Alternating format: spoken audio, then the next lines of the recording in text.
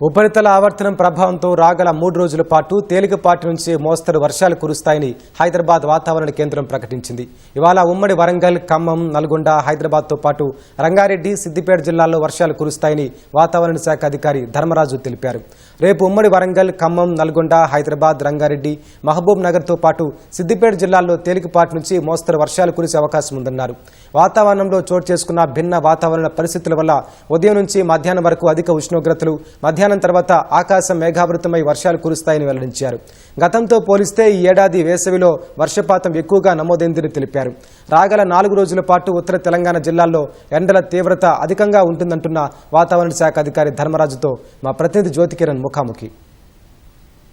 రాష్ట్రంలో మండుతున్న ఎండలు, మరోవైపు అకాల వర్షాలు, వాతావరణంలో చోటు చేసుకున్న భిన్న పరిస్థితుల గురించి వాతావరణ శాఖ అధికారి ధర్మరాజు గారిని అడిగి తెలుసుకుందాం. నమస్తే సార్. రాష్ట్రంలో చూసుకున్నట్లయితే గరిష్ట ఉష్ణోగ్రతలు 44 వరకు నమోదవుతున్నాయి. మరోవైపు ఒక్కసారిగా ఆకాశం మేఘావృతం అవడంతో పాటు అక్కడక్కడ భారీ వర్షాలు కూడా కురుస్తున్నాయి. ఎందుకంటారు?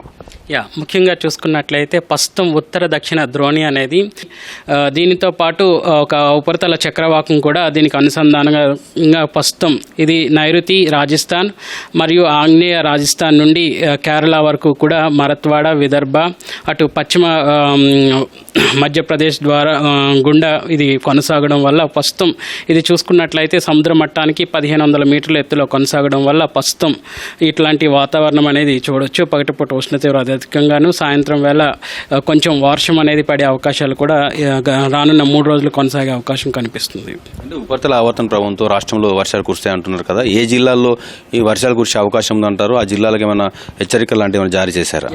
ముఖ్యంగా చూసుకున్నట్లయితే తెలంగాణలో చూసుకున్నట్లయితే తూర్పు జిల్లాలు, ముఖ్యంగా ఉమ్మడి వరంగల్ జిల్లాలు, అలాగే ఖమ్మం, అలాగే నల్గొండ జిల్లాలకి ఈ యొక్క వర్షం అనేది తేలికపాటి వర్ష సూచన అనేది కనిపిస్తుంది. ఈ వర్ష సూచన రానున్న 3 రోజులు కూడా కొనసాగే అవకాశం అయితే స్పష్టంగా కనిపిస్తుంది. ఒకవైపు వర్షాలు కురుస్తాయి అంటున్నారు కదా, గరిష్ట ఉష్ణోగ్రతలు ఏ మేరకు నమోదయ్యే అవకాశం ఉందంటారు?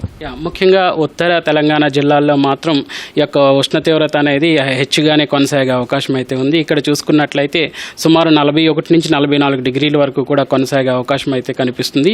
అలాగే కొన్ని తూర్పు జిల్లాలుగా ఉన్నటువంటి భద్రాద్రి కొత్తగూడెం, ఖమ్మం, రామగుండం ఈ యొక్క జిల్లాల్లో కూడా, నల్గొండ, సూర్యాపేటలో కూడా మనకి సుమారు 41 నుంచి 44 వరకు కూడా ఉష్ణ తీవ్రత కొనసాగుతుంది. ఇక్కడ చూసుకున్నట్లయితే రానున్న 3 రోజులు కూడా తేలికపాటి వర్షాలు కూడా కనిపించే అవకాశాలు కూడా స్పష్టంగా కనిపిస్తుంది. ఉత్తర తెలంగాణ జిల్లాలో గరిష్ట ఉష్ణోగ్రతలు 44 డిగ్రీల మేర నమోదయ్యే అవకాశం ఉందంటున్నారు కదా, ఇక్కడ ఏమైనా వడగాల్పులు వీచే అవకాశం ఉందంటారా? ప్రస్తుతం కూడా చూసుకున్నట్లయితే ఇక్కడ సాధారణ స్థాయిలోనే ఎండ తీవ్రత అనేది కొనసాగుతుంది. ప్రస్తుతం కొనసాగుతున్నటువంటి ద్రోణి, దీనికి అనుసంధానంగా ఉన్నటువంటి ఉపరితల చక్రవాక ప్రభావం వల్ల కొంచెం తేలికపాటి వర్ష సూచన రాగల 4 రోజులు కూడా ఉన్నప్పటికీ కూడా తర్వాత క్రమేపీ ఎండ తీవ్రత అనేది పెరిగే అవకాశం కనిపిస్తుంది. ఒకవైపు అధిక ఉష్ణోగ్రతలు, మరోవైపు అకాల వర్షాలు. గతంలో ఈ భిన్న పరిస్థితులు ఎప్పుడైనా ఉన్నాయంటారు వేసవి కాలంలో? ముఖ్యంగా చూసుకున్నట్లయితే వేసవిలో మనకి అధికమైనటువంటి ఉష్ణతాపంతో పాటు స్థానికంగా ఎప్పుడైతే ఉష్ణతాపం అనేది అధికంగా ఉంటుందో స్థానికంగా ఏర్పడేటువంటి కుములోనింబస్ మేఘాలు అనేవి ఎండాకాలంలో మనం తరచూ చూస్తుంటాము. గతంలో కూడా మనకి ఇట్లాంటి పరిణామాలు అనేవి నమోదయ్యాయి. బట్ గతంతో పోల్చుకుంటే ఈ సంవత్సరం మనకి తరచూ కూడా ఎండ తీవ్రత అధికంగాను, అట్లాగే స్థానికంగా ఏర్పడేటువంటి కుములోనింబస్ మేఘాలు అనేవి కూడా ఎప్పటికప్పుడు అధికంగానే అవుతున్నాయి. ఒక విధంగా చెప్పాలి అంటే ఈ యొక్క ఎండాకాలంలో నమోదవుతున్నటువంటి వర్షపాతం కూడా గతంతో పోలిస్తే ఎక్కువైందనే చెప్పొచ్చు. హైదరాబాద్తో పాటు పరిసర ప్రాంతాల్లో కూడా ఉష్ణోగ్రతలు అధికంగా నమోదవుతున్నాయి. గతంలో కూడా ఈ స్థాయిలో ఏమైనా ఉష్ణోగ్రతలు నమోదయ్యాయి అంటారా? ముఖ్యంగా చూసుకున్నట్లయితే గతంలో కూడా ఈ యొక్క ఉష్ణ తీవ్రత అనేది నమోదైంది. గతంతో పోలిస్తే ఈసారి భిన్నంగా మనకి కంటిన్యూగా ఈ యొక్క 40 డిగ్రీలు అనేది గతంతో పోలిస్తే ఈ కంటిన్యూగా 3-4 రోజులు కంటిన్యూగా నమోదవుతున్నటువంటి గణాంకాలు కనుక చూస్తే కొంచెం ఈ యొక్క కంటిన్యూటీ వల్ల మనకి అధికమైనటువంటి వడగాల్పుతో పాటు ఉక్కబోత వాతావరణం, అసౌకర్యమైనటువంటి వాతావరణంతో మరణాల సంఖ్య కూడా పెరుగుతుందని చెప్పొచ్చు. వేసవిలోనే అకాల వర్షాలు కురుస్తున్నాయి. మరోవైపు ఈ ఏడాది సాధారణ కంటే ఎక్కువగా వర్షపాతం కురిసే అవకాశం ఉందంటున్నారు.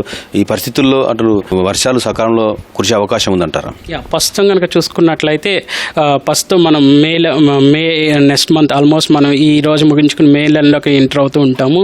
మే నెల అనగానే ఎండ తీవ్రత అధికంగా ఉంటుంది. ప్రస్తుతం మనకి అందించినటువంటి నివేదిక ఈ యొక్క లాంగ్ రేంజ్ ఫోర్కాస్ట్ ఫస్ట్ ఫేజ్లో మనకి చూసుకున్నట్లయితే నైరుతి పవనాలు అనేవి చురుగ్గానే ఉండే అవకాశం అయితే కనిపిస్తుంది. అంతేకాకుండా అధిక శాతం వర్షపాతం అనేది నమోదయ్యే అవకాశాలు కూడా ఎక్కువగా ఉన్నట్టు ఈ సంవత్సరం చూస్తున్నాం. ఇది వాతావరణ శాఖ అధికారి ధర్మరాజు గారు చెప్తుంది. ఉపరితల ఆవర్తన ప్రభావంతో రాష్ట్రంలో వర్షాలు కురుస్తున్నాయని, రాగల 3 రోజుల పాటు కూడా తేలికపాటి నుంచి మోస్తరు వర్షాలు అక్కడక్కడ కురిసే అవకాశం ఉందని అయితే చెప్తా ఉన్నారు. కెమెరా పర్సన్ టి రమేష్తో జ్యోతి కిరణ్, ఈటీవీ న్యూస్, హైదరాబాద్.